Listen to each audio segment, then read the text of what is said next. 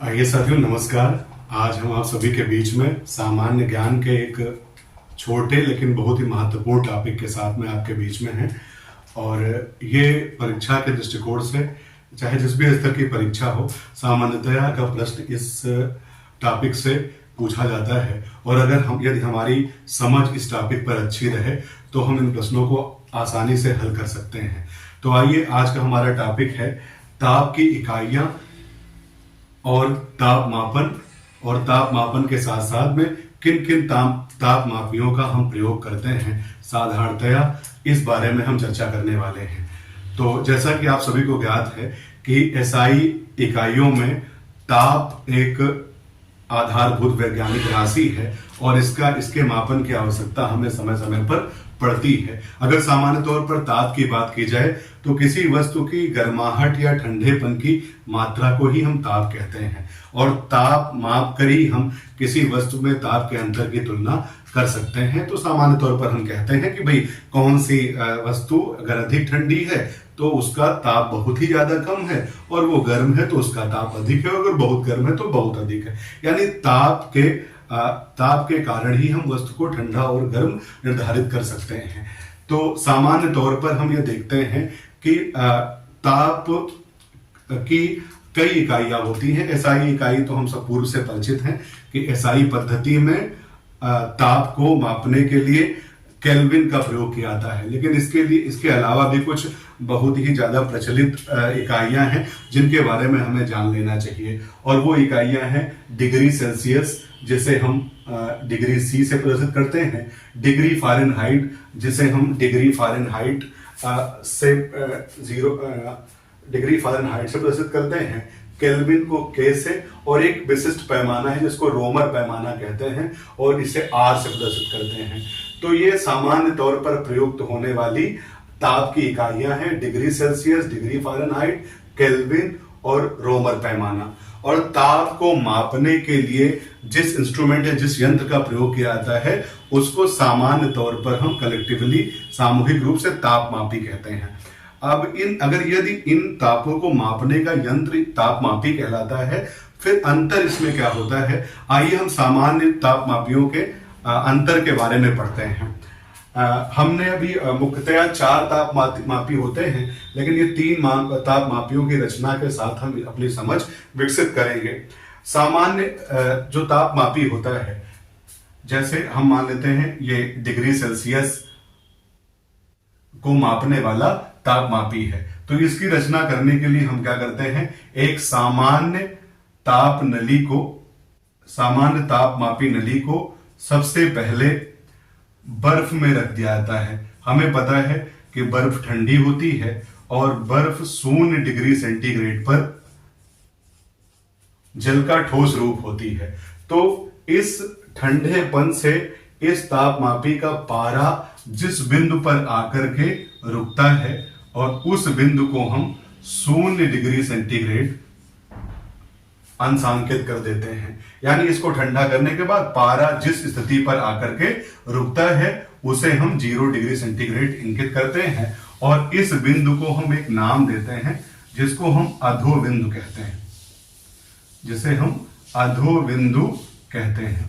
फिर इसी तापमापी नली को यदि हम उबलते हुए जल में, यानी यहां जल ले लिया जाए और इसको उबाल दिया जाए, तो यदि इसको उबलते हुए जल में रखा जाए तो हम ये मानते हैं कि जल का क्वथनांक, यानी ऐसा ताप जिस पर द्रव वाष्प के रूप में परिवर्तित होने लगता है, वो 100 डिग्री सेंटीग्रेड होता है। तो ऐसे में ये पारा चढ़कर जिस स्थिति तक पहुंचता है उसे हम 100 डिग्री सेंटीग्रेड अंशांकित कर देते हैं, और इस 0 से 100 के बीच का जितना क्षेत्र होता है उसको बराबर भागों में बांट देते हैं, और इन्हें क्रमशः आरोही क्रम में 1, 2, 3 रखते चले जाते हैं। तो इस तरह से हमारा डिग्री सेल्सियस का तापमापी तैयार हो जाता है।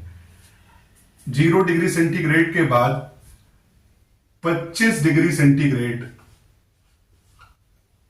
जो है वो सामान्य, हमें पता है वो सामान्य कमरे का ताप होता है। 37 डिग्री सेंटीग्रेड मनुष्य के शरीर का सामान्य ताप होता है, मनुष्य के शरीर का ताप होता है। और ये जो 0 डिग्री सेंटीग्रेड है ये जल का हिमांक कहलाता है। जल का हिमांक से तात्पर्य है कि वो न्यूनतम अंक जिस पर जल अपने ठोस रूप यानी बर्फ में परिवर्तित हो जाए। और 100 डिग्री सेंटीग्रेड जल का क्वथनांक कहलाता है, यानी वो अधिकतम तापमान जिस पर कोई द्रव वाष्प में बदलने लगे वो उसका क्वथनांक कहलाता है। तो जल का क्वथनांक हम 100 डिग्री सेंटीग्रेड मान लेते हैं। तो इस तरह से हम देखते हैं कि ये हमारा डिग्री सेल्सियस मापने का तापमापी तैयार हो जाता है। दूसरी तरफ अगर हम फ़ारेनहाइट तापमापी की बात करें तो हमारा फ़ारेनहाइट तापमापी का ये जो अधोबिंदु अभी डिग्री सेल्सियस तापमापी में 0 डिग्री सेंटीग्रेड था, यहां पर इसे 32 डिग्री फ़ारेनहाइट अंकित करते हैं। यानी यदि डिग्री सेल्सियस तापमापी का शुरुआती अधोबिंदु 0 डिग्री सेंटीग्रेड है तो जल का हिमांक है वो, और यही अधोबिंदु डिग्री फ़ारेनहाइट में 32 डिग्री फ़ारेनहाइट के बराबर होता है। जो कमरे का ताप, अब ये 32 डिग्री फ़ारेनहाइट इसका अधोबिंदु है, और जब इसको हम उबलते हुए जल में रखते हैं तो फिर पारा चढ़ करके अधिकतम 212 डिग्री फ़ारेनहाइट तक पहुंचता है, जो जल का क्वथनांक है। तो इस तरह से हम देखते हैं कि 32 से 212 के बीच में जो स्थान बचता है उनको बराबर खानों में हम बांट देते हैं, और उसके बाद एक खाने को 1 फ़ारेनहाइट के बराबर मानते हैं, और इस तरह से इस बचे हुए क्षेत्र को अंकों से अंशांकित कर देते हैं, और हमें 32 से 212 परास के बीच के फ़ारेनहाइट के अंश मिल जाते हैं। यानी इस तरह से हम देखते हैं कि इसका प्रसार 32 डिग्री फ़ारेनहाइट से 212 डिग्री फ़ारेनहाइट है, और जल का जो डिग्री सेल्सियस में जो परास है वो 0 से 100 डिग्री सेंटीग्रेड का है। तो इस तरह से हम देखते हैं कि डिग्री सेल्सियस में 100 खाने डिग्री फ़ारेनहाइट में 180 खानों के बराबर होते हैं। तो ये एक सामान्य अंतर होता है जिसे हम समझ। इस तरह से हम देखते हैं कि डिग्री सेल्सियस जो तापमापी है उसका अधोबिंदु 0 डिग्री सेंटीग्रेड है, वही इसके सन्मुख डिग्री फ़ारेनहाइट का जो तापमापी है उसका अधोबिंदु 32 डिग्री फ़ारेनहाइट है। जो कमरे का ताप 25 डिग्री सेंटीग्रेड है डिग्री सेल्सियस पैमाने पर, वो ताप 77 डिग्री फ़ारेनहाइट है फ़ारेनहाइट पैमाने पर। ठीक ऐसे ही जो मनुष्य के शरीर का ताप 37 डिग्री सेंटीग्रेड है डिग्री सेल्सियस पैमाने पर, वो बिंदु 98.6 फ़ारेनहाइट है फ़ारेनहाइट पैमाने पर। तो इस तरह से हम इस तुलना को देख करके इन तापों का अंतर समझ सकते हैं कि इसका जो स्टार्टिंग पॉइंट है वो 0 डिग्री सेंटीग्रेड है, और फ़ारेनहाइट का जो स्टार्टिंग पॉइंट है वो 32 डिग्री फ़ारेनहाइट है। इसका ऊर्ध्व बिंदु, इसको हम ऊर्ध्व बिंदु की संज्ञा देते हैं। इसका ऊर्ध्व बिंदु सेल्सियस पैमाने का 100 डिग्री सेंटीग्रेड है, जो जल का क्वथनांक भी है, ये 212 डिग्री फ़ारेनहाइट है। इसी तरह से केल्विन पैमाने में इसका जो अधोबिंदु है वो 273.15 केल्विन माना जाता है। वहीं कमरे का ताप 298 के शरीर का ताप है उसको 310 केल्विन मानते हैं। तो ये कुछ प्रमुख ताप है जिनकी हम सामान्य तौर पर तुलना कर सकते हैं। तो इस तरह से हम देखते हैं कि इन तापमापियों में ये संबंध होता है। वहीं जो ये चौथा तापमापी है उसकी रचना भी ठीक ऐसे ही प्रकार की होती है। ये 0 से लेकर के 80 तक की परास का होता है। तो ये चामानों में विभिन्न इकाइयों में ताप का मापन करते हैं। तो इस तरह से हम देखते हैं तापमापियों की रचना होती है। आइए कुछ विभिन्न प्रमुख तापमापी हैं जिनका सामान्य उपयोग हम लोग देखते हैं। जैसे हमें पता है कि मनुष्य के शरीर का जो ताप है सामान्य ताप वो 37 डिग्री सेंटीग्रेड माना जाता है।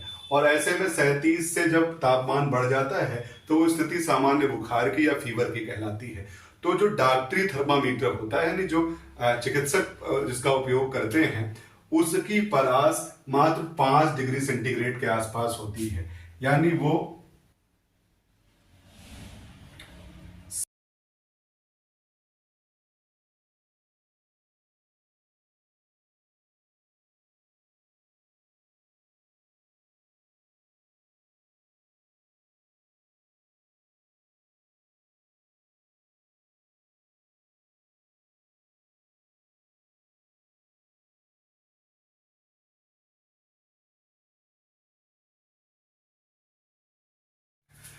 तो साथियों, सैद्धांतिक रूप से -273.15 डिग्री सेंटीग्रेड से नीचे किसी वस्तु का ताप संभव नहीं होता और इस ताप को हम परम शून्य ताप कहते हैं। ये ताप परम शून्य ताप कहलाता है। ये इस बात का द्योतक है कि इससे नीचे सैद्धांतिक तौर पर इसके नीचे का ताप मापना संभव होता ही नहीं और इसे 0 केल्विन कहा जाता है। वहीं दूसरी ओर ये जो तापयुग्म तापमापी हैं, ये तापमापी ऐसे ताप के परास को मापता है -200 से लेकर के 1600 डिग्री सेंटीग्रेड के बीच के ताप को मापने के लिए तापयुग्म तापमापी का प्रयोग किया जा सकता है। प्लेटिनम प्रतिरोध तापमापी, ये तापमापी -200 से 1000 डिग्री सेंटीग्रेड के बीच के तापों के मापने के काम आता है। यानी प्लेटिनम प्रतिरोध तापमापी -200 से 1000 डिग्री सेंटीग्रेड तक का तापमापन कर सकता है। वहीं ये पूर्ण विकिरण विकिरण तापमापी, इसको हम टोटल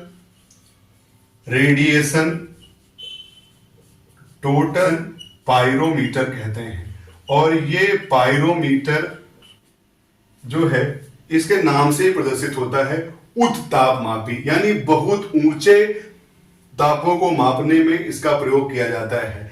और ये बहुत दूर स्थित वस्तुओं का भी तापमापन कर सकते हैं और बहुत ऊंचे मानों के तापों का भी तापमापन कर सकते हैं। तो ये सामान्य प्रश्न भी पूछा जाता है कि पायरोमीटर क्या है।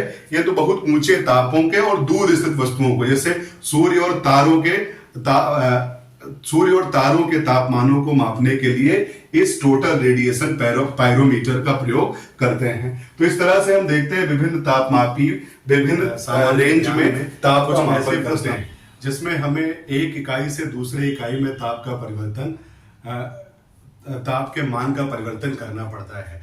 जैसे एग्जांपल है कि अगर हमें डिग्री सेंटीग्रेड से डिग्री फ़ारेनहाइट में परिवर्तन करना पड़े, तो हमने एक संबंध जाना है कि सेल्सियस पैमाने में और डिग्री फ़ारेनहाइट पैमाने में ये संबंध होता है, यानी C/100 = F-32/180 का। इस संबंध से हम यदि मान डिग्री सेल्सियस में दिए हैं तो फ़ारेनहाइट में, और यदि फ़ारेनहाइट दिया है तो सेल्सियस में ज्ञात कर सकते हैं। और सामान्य तौर पर इसी फार्मूले से वो फार्मूले निकाले जाते हैं। तो आइए हम इसके लिए प्राप्त करते हैं कि इस फार्मूले का यूज करके हम किसी डिग्री सेंटीग्रेड के मान को डिग्री फ़ारेनहाइट में कैसे परिवर्तित करेंगे। मान लीजिए हमें बदलना है कि 25 डिग्री सेंटीग्रेड बराबर होता है कितने फ़ारेनहाइट के। तो इसी फार्मूले का यूज करके हम करेंगे। F के लिए हम फार्मूला निकाल लेंगे, इसे हम तिर्यक रूप से गुणा कर देंगे। इसको हम लिख सकते हैं C/180, C × 180 यानी C × 180 बराबर में ये हो जाएगा 100 × F-32। अब हम क्या करते हैं, 32 इधर ले आए तो हो जाएगा C × 180, उधर माइनस में था, ये प्लस में हो जाएगा, +32 बराबर 100 × F। अब यहां अगर हम F के लिए इस सूत्र को लिखना चाहें तो F बराबर हम इसको लिख सकते हैं, जो इसके साथ गुणे में है वो बटे में चला जाएगा और ये पूरी वैल्यू यहाँ पर हम इसको लिख सकते हैं C गुणे 180 प्लस 32। इसको हम और छोटा कर सकते हैं, काट सकते हैं। ये 20 पंचे 100 और ये 20 नवाई 180। यानी यहां से हमें एक फार्मूला मिल सकता है कि F बराबर डिग्री फ़ारेनहाइट में मान बराबर हो जाएगा C इंटू ये हो गया 9 और ये अपान 5 और ये प्लस 32। अब यहां हमें 25 डिग्री सेंटीग्रेड निकालना है, तो C की जगह पर हम 25 रख दें। 9 into 9 upon 5 plus 32। 9 upon 5 plus 32। इसको हम हल करेंगे। 5 5 जा 25। इसको गुणा कर देंगे, 5 9 45 और प्लस 32। ये बराबर हो जाएगा 77 डिग्री फ़ारेनहाइट के। यानी जो मान डिग्री सेंटीग्रेड में 25 डिग्री सेंटीग्रेड है, वही मान फ़ारेनहाइट में 77 डिग्री फ़ारेनहाइट है। और इस फार्मूले को अगर हम यहां से लर्न कर लें तो सीधे हम इसमें उसकी वैल्यू रख करके इसका मान निकाल सकते हैं। यहां हम देख भी सकते हैं कि कमरे का ताप जो 25 डिग्री सेंटीग्रेड है वो फ़ारेनहाइट में 77 डिग्री फ़ारेनहाइट के बराबर होता है। और आइए, अगर हमें मान लीजिए मान फ़ारेनहाइट में दिया है और उसे डिग्री सेंटीग्रेड में परिवर्तित करना रहे, तो यहां हमें एक फार्मूला मिला था F equals to C into 9 upon 5 plus 32 के। इससे हम C का मान निकाल सकते हैं। अब अगर हम इसके लिए C का मान निकालना चाहें तो इसको हम लिख सकते हैं C इक्वल्स टू फार्मूला निकाल सकते हैं। अगर हमें C के लिए इस फार्मूले को लिखना पड़े तो हम इसको लिख सकते हैं C इक्वल्स टू 5 अपान 9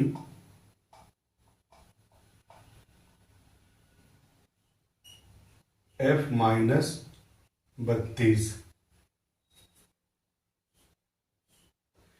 तो अब हमें यदि डिग्री सेंटीग्रेड में डिग्री फ़ारेनहाइट में वैल्यू दी हो, अगर हमें डिग्री फ़ारेनहाइट में वैल्यू दी हो और डिग्री सेंटीग्रेड में उसका परिवर्तन करना हो, तो इस फार्मूले का यूज करके हम वहां से वैल्यू निकाल सकते हैं।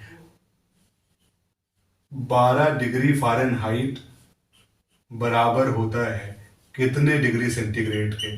तो हम सीधे सीधे इस फार्मूले का यूज करके यहाँ वैल्यू देंगे। हमें फार्मूला पता है C बराबर होता है 5/9 इंटू F माइनस 32 के। सीधे सीधे हम क्या करेंगे, यहाँ इस फार्मूले में वैल्यू देंगे 5 अपान 9। F का मान यहाँ दिया है 212 और ये हो जाएगा 32 फार्मूले में है। इसको सॉल्व कर लेंगे। C बराबर हो जाएगा 5/9 गुणे, यहाँ से इसको 212 में से 32 घटाएंगे, ये 180 मिल जाए। इसको काट देंगे, 9 दूनी 18, 9 0 0 और ये हमें मिल जाएगा 20 पंचे 100 डिग्री फ़ारेनहाइट के। यानी जो मान 100 डिग्री सेंटीग्रेड के, 100 डिग्री सेंटीग्रेड के, यानी जो मान 212 डिग्री फ़ारेनहाइट में है वो मान 100 डिग्री सेंटीग्रेड के बराबर होता है। और यहाँ हम देख भी सकते हैं कि जो जल का क्वथनांक डिग्री सेंटीग्रेड में 100 डिग्री सेंटीग्रेड है, वो फ़ारेनहाइट पैमाने पर 212 डिग्री फ़ारेनहाइट है। इसी तरह से यदि हमें है कि अगर हमें केल्विन को डिग्री सेंटीग्रेड में बदलना हो, तो हम C के मान में 273 जोड़ देते हैं, तो ये हमें संबंध मिल जाता है केल्विन के लिए। यहीं से अगर हमें C निकालना हो तो K में से 273 घटा देंगे वो मान हमें C के लिए मिल जाएगा, यानी डिग्री सेंटीग्रेड में मिल जाएगा। तो ये कुछ छोटे छोटे फार्मूले हैं जिन पर हम सीधे प्रश्न हल कर सकते हैं। तो हम यदि हमें डिग्री सेंटीग्रेड में पता हो और केल्विन में निकालना हो तो डिग्री सेंटीग्रेड वाले मान में 273 जोड़ दें तो हमें केल्विन का मान प्राप्त हो सकता है। सपोज दैट हमें ये बताना पड़ जाए कि 25 डिग्री सेंटीग्रेड कितने केल्विन के बराबर है, तो अगर 25 में 273 जोड़ दें तो 298 केल्विन के बराबर है, केल्विन के बराबर है। इसी तरह से अगर हमें केल्विन में दिया हो और डिग्री सेंटीग्रेड में बताना हो तो हमें केल्विन के मान से 273 घटा देंगे, हमें डिग्री सेंटीग्रेड पर उत्तर मिल जाएगा। कुछ एक पॉइंट है, इसको हम याद रखेंगे कि -40 डिग्री सेंटीग्रेड वो तापमान है जिस पर डिग्री सेंटीग्रेड और डिग्री फ़ारेनहाइट के पाठ्यांक बराबर होते हैं। यहां से हमें सीधा प्रश्न भी मिल जाता है। तो इस तरह से हम देखते हैं कि यदि हम एक इकाई में ताप का मापन कर लें तो उससे दूसरी इकाई में ताप का परिवर्तन किया जा सकता है। और इस तरह से आशा है कि आपको आज ताप मापी के निर्माण से लेकर के ताप मापन और ताप इकाइयां समझ में आई होंगी। बहुत बहुत धन्यवाद।